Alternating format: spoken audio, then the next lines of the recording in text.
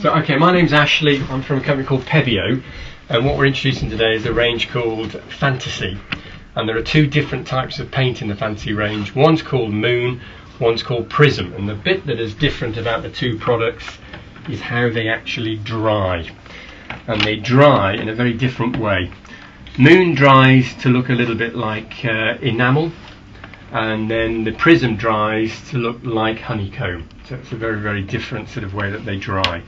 And we've been experimenting today to see what will it work on, because it's sold as a multi-layered, multi-purpose surface paint, and we're just playing around with it to see which areas it goes onto, and it actually goes onto just about anything. So what we've got is two different types of paint. We've got Prism in one pot and we've got Moon in the other, and it doesn't matter which one you use, and it doesn't matter how you apply them and how many layers you put on, but what we have found is that they work much better if you mix all the Moon colours together, or if you mix all the Prism colours together. If you mix them together, as in Moon and Prism, you don't actually get anything, you just get colour. And what we're trying to get here is this wonderful effect of when it dries.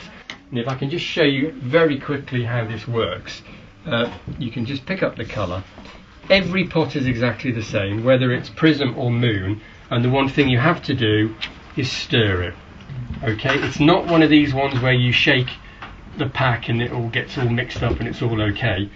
You have to actually stir the colour, and the reason is there's a tiny membrane of medium inside each coloured pot, and you have to break that down to make sure it works into the colour, otherwise it won't work. But I'll just show you how quickly the actual effect takes. So you can use brushes, sticks, doesn't matter what you use. This one's just, we're just using a stick, just applying it on, and very quickly you can already see, can you see how the paint's starting to separate? Almost a pearlized effect. Let's show that so that you can see the effect. So already that's starting to look like enamel. Now what you can do, if you're just feeling a little bit sort of, oh yeah, I like that colour, you can literally just put other colour in, and that will also start to make an enamelled effect, and you can build the colour up, build the colour up. You can't paint with this. This isn't a paint where you can paint a picture and you get a nice shape. This is where you are applying the colour to a surface to get an effect. So it's more of effect as colour rather than a painting colour. Okay, so the other thing you can also use is this product here, which is called Cern Relief, which is an outliner, and we've done that one on that particular piece of work there, where we've just used the outline after we've done the painting. But on these particular ones we use the outliner first. And the reason we use Cern Relief, it's a solvent-based medium, but it dries proud, and what you want is to create a nice sort of barrier when you put the colour on.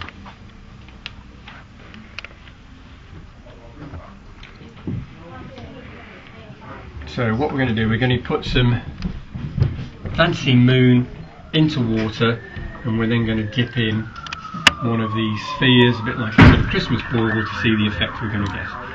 So without any sort of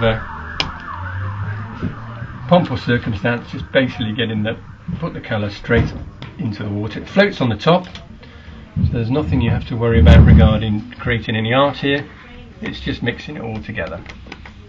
And we take the bauble and we just literally transfer it into the colour, gentle swish round, pull it out, and there is your art that's been created on the top. Now as that dries, obviously being a fluid paint, it is going to drip, as you can see, but actually that's creating some quite nice effects anyway. What you could do is either pre-paint the polystyrene ball beforehand, or as we've done in a few instances, we've left it to dry a little bit and then we've painted on top of that. But that just gives you the effect of what you can do. The other thing we then did is said, right, let's have a look, we've got some paper here, and then we've I'll put some of this colour in. This is glass colour, so it's the same thing, it's solvent based, very different effect as you can see that's going on in there, but it will have exactly the same effect, and then it's solvent based. You're pushing it around with air, that's a good idea. And then this one here, we're literally just going to push the canvas in. This is not a technical do or don't, this is just pick it up, yeah. And we'll just see what we get. Different. So there is another effect that you can use with it. So you can create a little bit of marbling effect. It works very well on canvas boards and canvases. Tiles, as we showed you before, that's quite interesting medium. But the big seller has been the jewellery. That's the one that most people have gone for.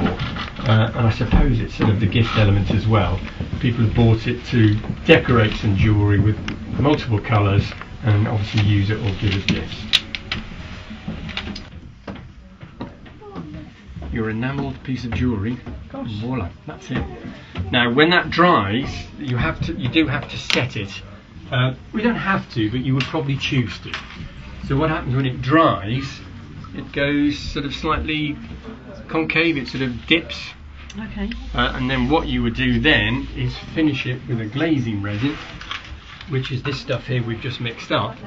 So when it goes on the top, it completely glazes it and finishes it like a domed piece of glass. So if we wanted to then finish this and put a glazing resin over the top, the way that you do the glaze, and this isn't just finishing it, it depends what you're using it for. If it's for jewellery, you would probably always put a finishing resin over the top. And the reason you would do that is the paint, when it dries, is always slightly soft. It's always dry, but you could put your fingernail and push it in and actually make an indentation into the colour. So we always seal it with a glazing resin. Okay, so this is mixing Pebeo glazing resin with 2 parts. It's an epoxy resin. You need 2 parts resin to 1 part hardener. But the trick is putting the hardener in the pack first, or in the mixing bowl first.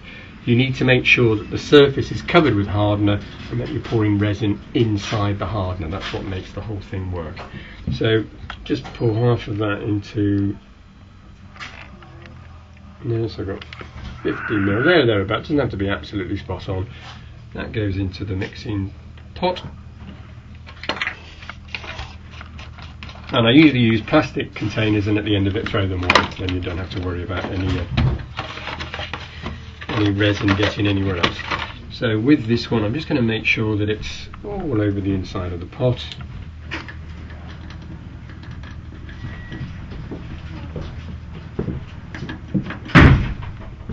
So what you've got to make sure that happens is that resin, when it goes in, is only sitting inside hardener. It's not sitting or touching any of the plastic pot. If it was to go in and touch any of the plastic pot where the resin is touching the pot rather than the hardener, that bit will never ever dry, and it doesn't matter how long you leave it, it will always stay sticky. Yep. So I now know the bottom of that pot, absolutely every area has been covered with hardener. So I now know when I mix up my resin, it is only going into hardener. And now this is twice as much resin as there was on the hardener. And I did 15ml, so basically this is a 30ml measuring pot. So basically just fill it to the top. There we go, and then pour it in. So resin is now only going into hardener. Put the top on. It has an odour. It's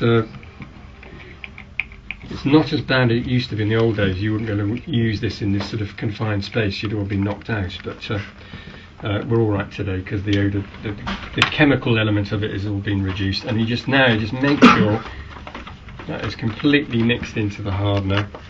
And take a bit of time with this. You know, you don't want to be rushing this.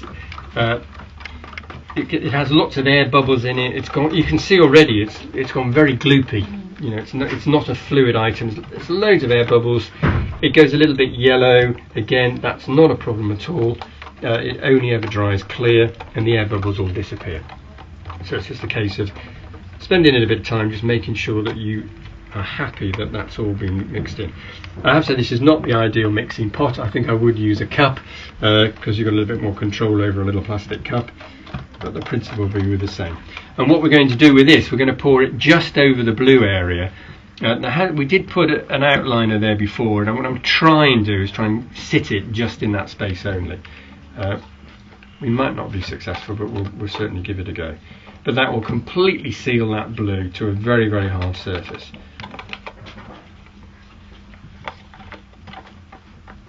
Does it have a long working time? You could work 3 or 4 hours with this. Okay. Yeah, no problem. I think that's about ready to pour now, so we're going to pour it straight into the middle. That's all we're going to do to start with. We're just going to push it around. Now this surface is very uneven, isn't it? It goes up and down, and but that doesn't mean we won't be able to stop it. Sort of. You can see how gloopy it is. You know, you really do have to sort of work it through. A little bit more at the top, I think. But when it gets to the edge, you can push it right up to the edge, and then it just retreats. Right. It won't actually go all the way over the edge, and that gives you a great amount of control. But you are right, the surface underneath does have to be dry. So the trick is to get your artwork completely dry, usually overnight, and then you apply that, and again that would be overnight as well. Okay.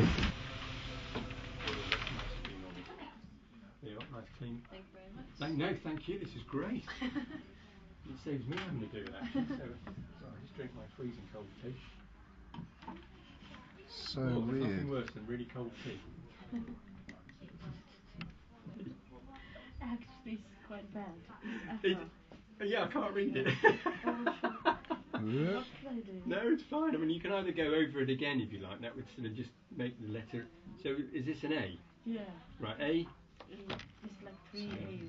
3 A's. I've got the A's, and then what's this? I really piled on that resin on the last one. I did it slightly more each time, but even then it still doesn't want to. Oh, It fantastic. doesn't want to go anywhere. So the first one's quite thin, but Yeah. then it's Oh yeah, wow. It's magic stuff. I mean, it So really strange. is. It's great fun. And the trick is just making sure the base is dry and Yeah. flat. It just has to be flat. And what you'll find, you've already found with your glass paint there, that finds its own sort of level. If you left that a minute or two, it starts to sort of move around and get much, much flatter.